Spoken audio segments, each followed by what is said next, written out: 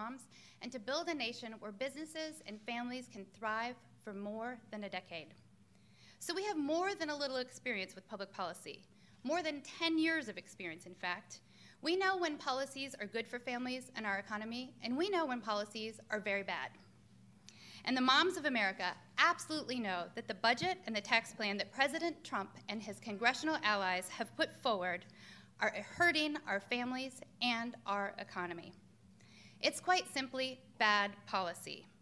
We're here today to make sure each and every U.S. senator knows that the moms of America know it's bad policy too. And we're also here to urge them to use their legislative superpowers to make sure that they don't put the families of America in an unbearable situation. This is an emergency. Moms and families could not have more at stake. Lives are on the line. That's why we'll be visiting every U.S. senator today to urge them to vote no on the fiscal year 2018 budget. As we visit the senators, we'll be delivering storybooks just like this with the stories and experiences of moms and families across America about how they've been boosted by Medicaid, by Head Start, by food stamps, by WIC, by child care assistance, and other programs that lift both our families and our national economy. And even so that the studies show that this boosts our families and our economy, these programs are on the chopping block. You're going to hear a few of those stories from our members right now today and from the Moms Rising team. As we visit the senators, they'll each get a tangible reminder, a teddy bear just like this one, that the moms and the children of America are absolutely counting on them to use those legislative superpowers to keep us out of that unbearable situation that the studies show this policy will put us in. To be absolutely clear, the budget proposed by the Senate Republican leaders cuts the programs that our families and our economy need the most in order to line the pockets of Wall Street executives, of real estate tycoons, and of our country's wealthiest. There is no doubt about it. We will be footing the bill. The moms, the dads, the children of America will be footing the bill to the tune of trillions of dollars for years to come, just so the rich can get richer. This is not okay. This is not smart policy. Working families need a budget and a tax plan that boosts the middle class, that strengthens and preserves the programs that lift our country's most vulnerable, and that fuels our economy. That's what we're here to demand today. Each one of us actually represents tens of thousands, hundreds of thousands of moms across the nation who are fired up, who are making phone calls, who are attending town halls, who are staying engaged, who are paying attention, who know that the budget doesn't reflect the values, the contributions, or what fuels our economy. We also know we absolutely can do better. We know that when moms rise, our nation rises. So today, we urge you in the U.S. Senate to vote no on the proposed fiscal year 2018 budget, to not put America in an unbearable situation by financing tax breaks for billionaires, by cutting our health care, our nutrition, our education programs, and other core programs, and instead move forward to pass a budget that actually works for working America. Thank you. I now present to you my great pleasure to present Moms Rising's Vice President, Monifa Bandele, to share some of those stories. Thank you, Kristen. I'm going to share two stories. One, again, represents hundreds of thousands, will be on Medicaid, and the other will be on WIC. My first story is from Stephanie from Toledo, Ohio. My daughter was born with cerebral palsy and epilepsy. She's legally blind, nonverbal, uses a wheelchair, and has a feeding tube. Her medications, feeding supplies, and medical equipment and supplies cost thousands every month. Her feeding supplies alone cost almost $2,000, of which private insurance companies only cover a small portion. If she loses coverage on Medicaid, and if Medicaid is cut, she will die. My next story is Ying from Pittsburgh, Pennsylvania. I was a graduate student when my son was born. My student income was too low that I was not able to support my newborn. I was very grateful that WIC helped my family out by providing my son with access to baby formula, healthy food, and all of the support it provides. With peace of mind, I was able to focus on my studies and obtain my PhD in biochemical science WIC is a great program for all families and kids. We need WIC. Please protect WIC. Thank you. We're going to share. Yes, thank you. And again, like Kristen said, we represent thousands of people who can't be here. And so we're going to share a few more stories from Donna Norton, our Executive Vice President. Thank you. I'll be sharing a couple stories that represent the thousands of stories we've received from our members about the importance of SNAP and Head Start to their families. This first story is from Angelia from Louisville, Kentucky, and she writes, "The day that I only had one burrito to split between my 3 children and myself, that's the day I decided we needed some help. We applied for and received SNAP, and I've watched my skinny kids fill out and grow healthier and more active. We also received Medicaid and could go to the doctor instead of the emergency room when they were sick, and they got treatments that helped them with their allergies, and they became robust guys instead of sickly kids." The next story is from Rachel from Bath, Maine, and she writes, "Without Head Start, my daughter would never have gotten speech therapy services. She couldn't hear well due to ear infections. With tubes and Head Start, she bloomed. She learned to make friends and how to spell her name. My daughter got books we couldn't afford. I was able to take part in education classes and get CPR certified for free. Our case manager helped us with so much outside the classroom. Head Start is a necessity for families to prepare for kindergarten and beyond. It's essential." Thank you. I'm now incredibly delighted to introduce U.S. Senator Bob Casey, who is a powerful advocate for moms, for families, and for working people in the United States of America. He's spoken out time and time again for those at risk of losing their health care, for the education of our littlest learners, against immigrants being unjustly deported, and many other public policies that have lifted us all. A true superhero.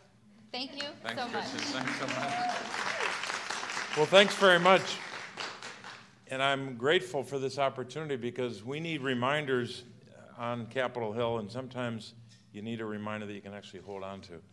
And we're grateful for this gathering today because when I saw the front cover of the Moms Rising publication, when that word superpower was used, you don't have to look any further than the people in this room on my left and on my right and behind me. Hope I'm not blocking anyone.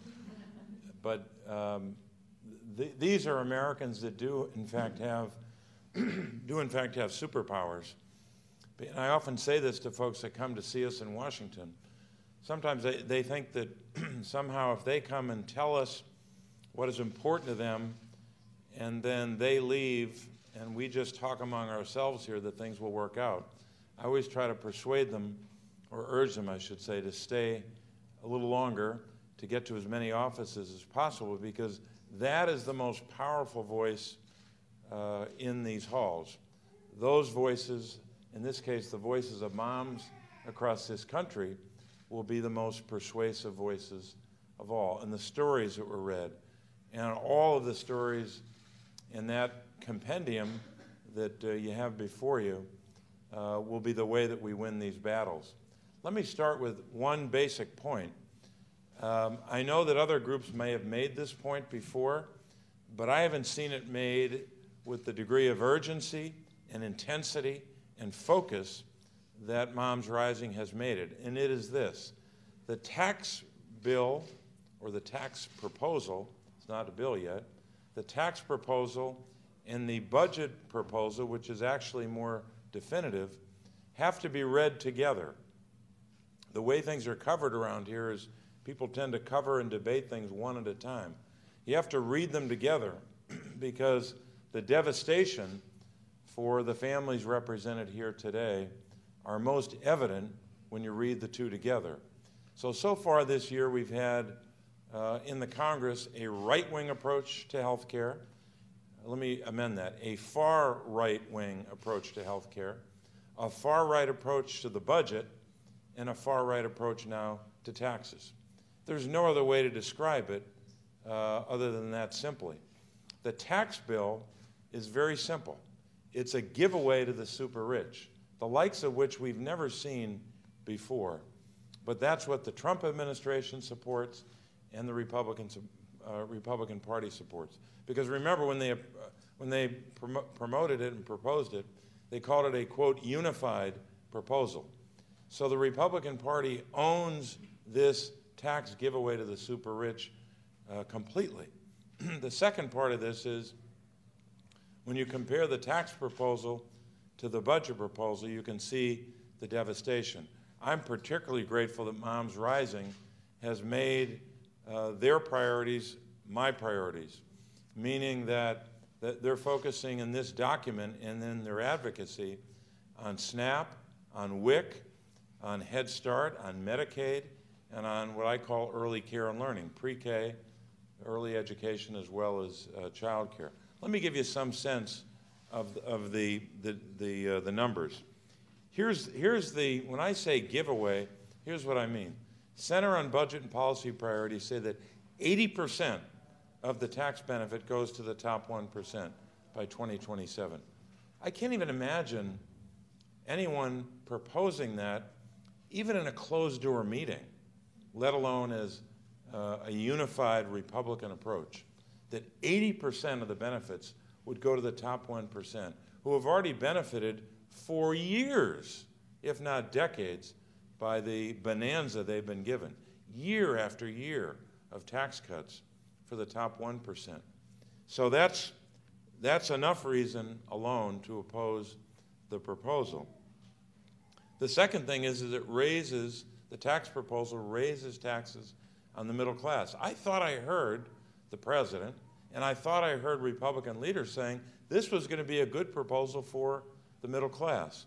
Well, just read what the Tax Policy Center said about this proposal when it comes to the middle class. In fact, it raises taxes on a lot of folks in the middle class, and even in maybe the most obnoxious way possible, raises taxes on the lowest income, going from 10% to 12%.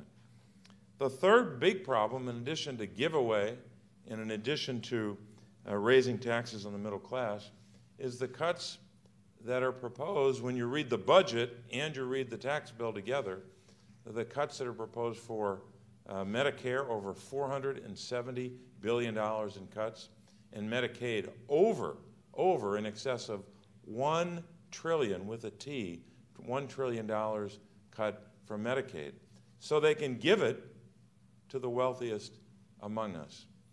There are a lot of words that we should not utter in this room for that kind of a proposal. One of them is obscene, absolutely obscene. So let me go through some of the cuts, because it's worth focusing on these cuts. The Supplemental Nutrition Assistance Program, the proposal is to cut that by $85 billion. Here's who's affected: 5.3 million families when you do that. The Supplemental Nutrition Assistance Program, which makes sure that children can have nutritious food so that families can survive in the midst of a recession or in the aftermath of a hurricane or a natural disaster or any other disaster in their lives. That's what that program's all about. But guess what? Every single person in this building, every single person in this country benefits when we spend those dollars on SNAP, because they go right into the economy and boost demand and ultimately productivity. So I don't want to hear anything about the SNAP program being for someone else. The SNAP program helps every single American when we spend money in that way, and it also rescues people from the horror, the painful horror of not having enough to eat, the painful horror of hunger. Let me give you a sense of this from one voice in Pennsylvania. Kathy from Furnace, Pennsylvania said, and this is in the Superpowers report, SNAP did for myself and my young son exactly what it was supposed to do: provide a means to put food on the table when I simply could not, despite working, I'll say that again, multiple jobs. Kathy goes on to say, because of these programs, like SNAP, and I should say SNAP and medical assistance, I was able to pay the bills as I worked, went to school, and gave back as an AmeriCorps volunteer.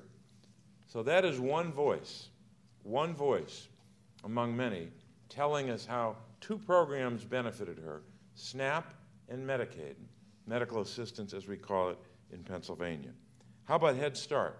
That cut is $3 billion, and I know in a state like ours, we've got more than 36,000 people that benefit right now from Head Start. To give kids and their families a head start in life, to give them early learning opportunities, socialization, all kinds of help that they wouldn't have absent that program. But some smart guy in OMB or some ideologue in the Republican caucus in both houses thinks that we don't need a Head Start program, or at least we need it badly undermined. How about the WIC cut? That's $6.5 billion. 237,000 people in Pennsylvania benefit from the WIC program. Women, infants, and children. Something on the order of 8 million people. 4 of them are children, 2 million are women, and 2 million are infants. How about the Medicaid cut? I mentioned that before. Over $1 trillion. In fact, the exact number is $1.056 trillion. So let me get back to the top 1%. That poor, struggling group of Americans are having trouble paying their mortgage and their light bill, I guess, that they need such a giveaway. The top 1% needs 80% of the benefits? Why would that be? Are they struggling? Is there something we haven't heard about? That the top 1% is really having trouble making ends meet? The top 1% gets $146,470 if this proposal were to pass, starting in 2018. How about if you're in the top 0.1%? If you're in that category, get ready. I'm going to offend you. I don't think you need $747,000 of a tax cut in 2018 or in any other year, for that matter, if it means cutting programs like the ones I just talked about. That top 1% number, the benefit, $146,000, that's 3 times, or almost 3 times, the median household income in the Commonwealth of Pennsylvania, which is about $53,600. So that's what we're talking about here. We could go on and on and on and add to the stories and add to the numbers. But this is what you call government bought and paid for by special interests, whether it's the top 1% or whether it's the biggest corporations in the world who have done quite well in the last couple of years, having their water carried by the Republican Party, the unified Republican Party. So we've got to do something real simple. We've got to stop this from happening, oppose it with everything that is in us, and to stop them from getting their way. It's either one or the other. Either they're going to prevail or we're going to stop them, and I aim to stop them. Thank you.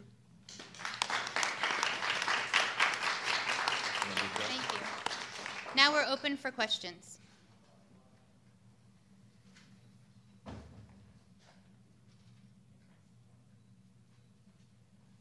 All right. Well, thank you for coming. Thank you, I want to Senator. thank all the moms for being here.